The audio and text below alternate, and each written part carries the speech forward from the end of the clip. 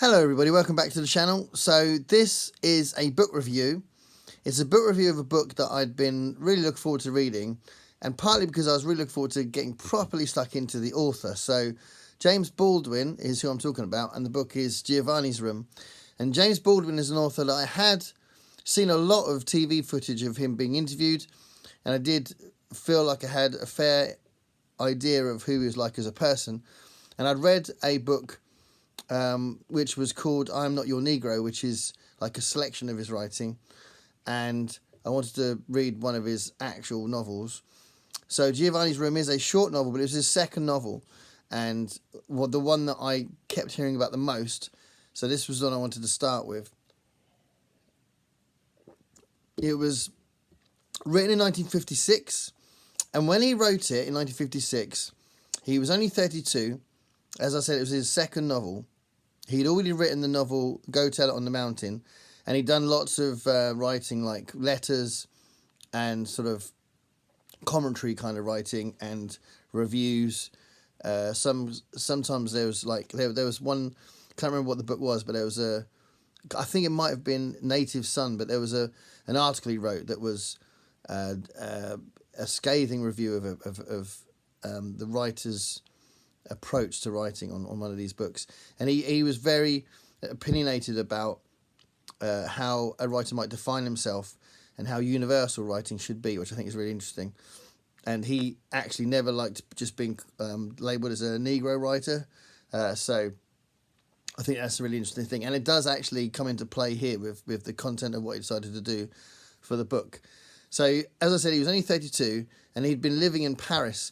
So around this time, he'd spent 8 years travelling around Europe, mostly around Europe, and he'd kind of settled in Paris. And this definitely features a lot in this book, because that's where this book is set, and clearly he felt like he wanted to reflect his own experiences in Europe. So he did want to flee from America. He wanted to get away from his relationship with his father, which is actually explored in here as well. And he also wanted to get away from some of the hassles he'd had because of his own homosexuality, which at the time clearly was, a dangerous thing to sort of have as part of your daily life, So he came to Europe to escape that and to find a new life, and that's partly the impetus for writing this. But one of the interesting things about his approach to this is he decided that even though he had this fantastic reputation and applause for Go Tell It on the Mountain, his first book, and all these different other things he'd written that were commentary on the race issue, and as a black writer, he was gaining a lot of respect for his opinions on race. He decided that all of the characters in this were going to be white. He felt that that wasn't where he wanted to go. He didn't want to just be defined by that. And apparently in a later interview, some of this is in the introduction to this book, in a later interview, they asked him about that, and he said that for him, writing about sexuality and race was the same thing, so like two sides of the same coin. So I think that's really interesting, and I think that could possibly be because for both of those things, for him, it was that Orientalism, that idea of the other. So both things were aspects of his life and his personality that were disassociating him with everyday people and almost feeling threatened by people's attitudes to him. So yeah, I think that's a really interesting aspect to this, that he decided that despite his reputation and despite clearly going back to race many, many times in his writing, and it's almost the main feature of his reputation, he decided to not do that for his second novel, Giovanni's Room. So Giovanni's Room is about David, who, as I said, is a white gay man who's in Paris, and he moves there again to get away from his father, or certainly that's a big influence on him moving there. And he's basically also in a relationship with a fiancée called Hella, who becomes really important in the book. And he meets a few people, basically, and it's a very small cast in the book. And through these different relationships that he begins, these friendships, he starts having a very much deeper relationship with another man called Giovanni. And basically this book explores David's internal struggle with his sexuality, with his relationship with Hella, with his idea of masculinity, his idea of expectations about what a man should be, his extreme unhappiness, and his sense of not belonging, and his own ideas about what life could offer him. And that's all mixed up in this book, right through it. So David's struggling with this.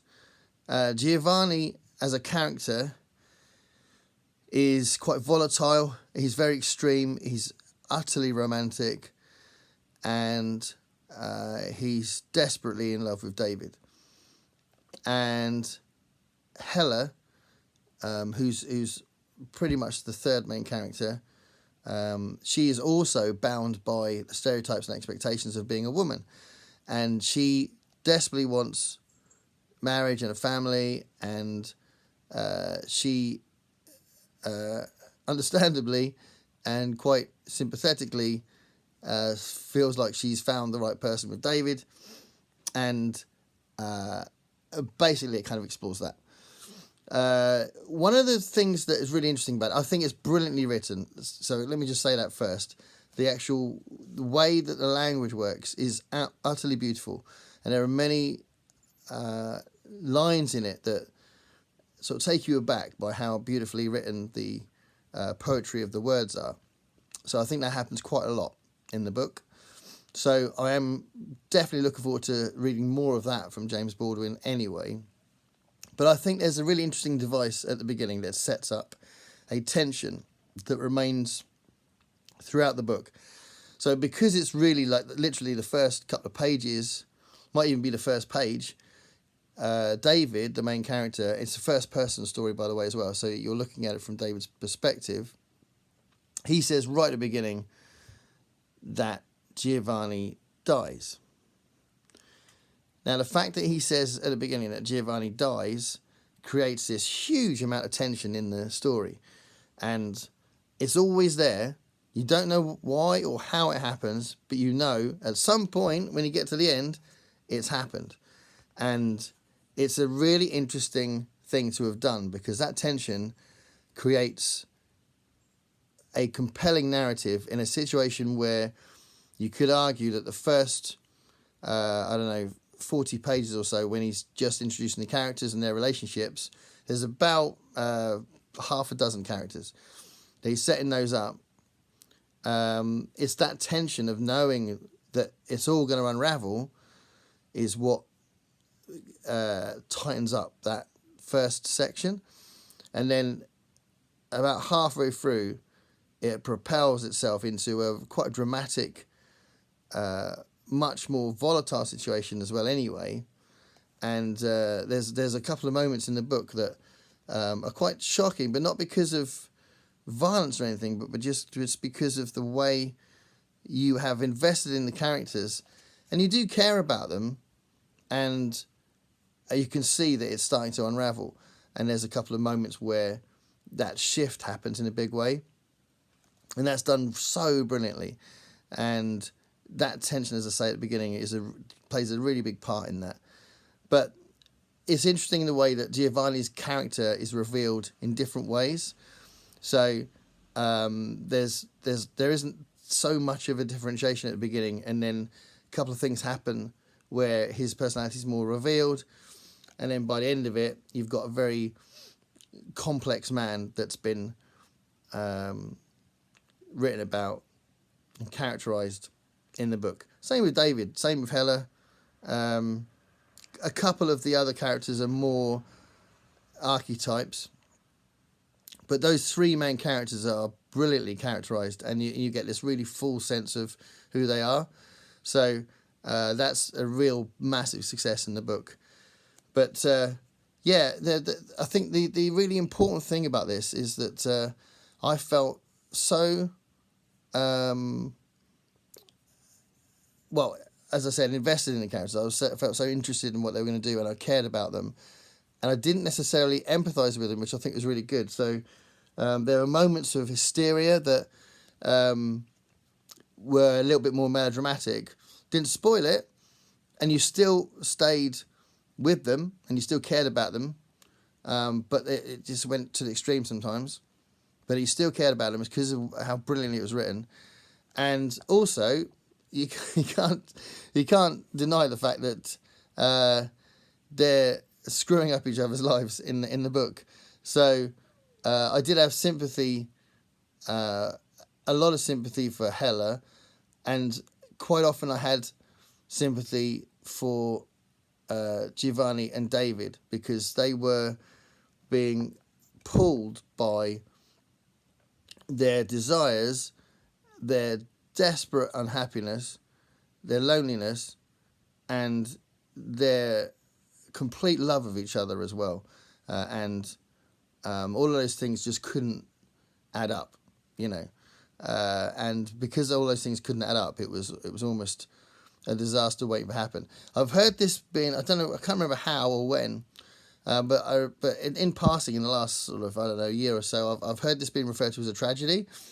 And I think the reason why it's been referred to as a tragedy is because it's almost destined to happen, and it's the personalities of the characters that make the terrible ending happen. So the two main characters in particular, Giovanni and David, and I think, you know, it's just beautifully done. It really is a fantastic book. So I've read this, by the way, for Shorty September, so I'm not sure when this review is going to go up, but this is so far the biggest success in Shorty September, and I'm really pleased that I finally read some James Baldwin properly, rather than just seeing the interviews and reading I'm Not Your Negro. And Giovanni's Room, I would definitely recommend it, and you will probably get as invested in the characters as I was, and care about them, and be quite upset at times. So yeah, Giovanni's Room, James Baldwin, fantastic book.